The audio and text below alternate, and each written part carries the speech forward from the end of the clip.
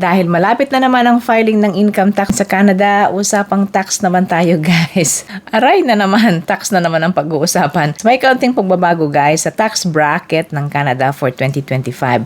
Medyo tumaas ng bahagya.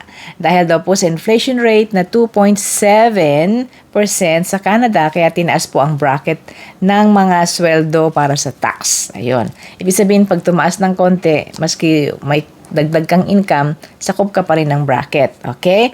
So, let's talk about it. Una, ang personal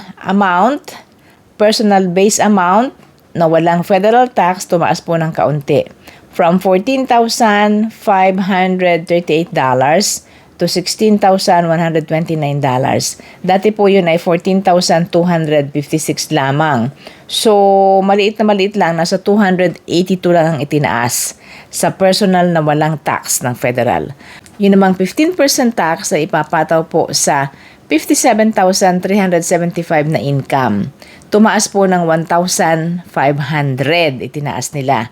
Kasi last year yan po ay 55,000 something lang, no? So, tumaas ng konti.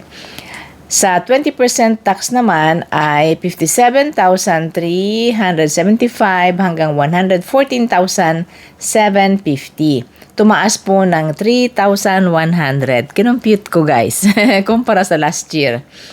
26% naman ang tax ng 114,750 hanggang 177,882.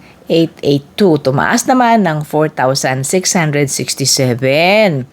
At 33% ang ipapataw sa sumusweldo ng above 253,414. Pataas. Ayun. Ang tanong, does it matter na may tinaas na kaunti yung bracket mo? Ibig sabihin, kahit sumweldo ka ng mas malaki-laki this year, the same pa rin ang percentage ng tax. Halimbawa, nag-overtime ka ng konti, kahit $1 lang ang itinaas, kapag ikay lampas sa bracket, papatawan ka ng mas mataas na percentage. So, it matters a little bit kung kayo po ay kasama sa ganitong klase ang swelduhan. Okay?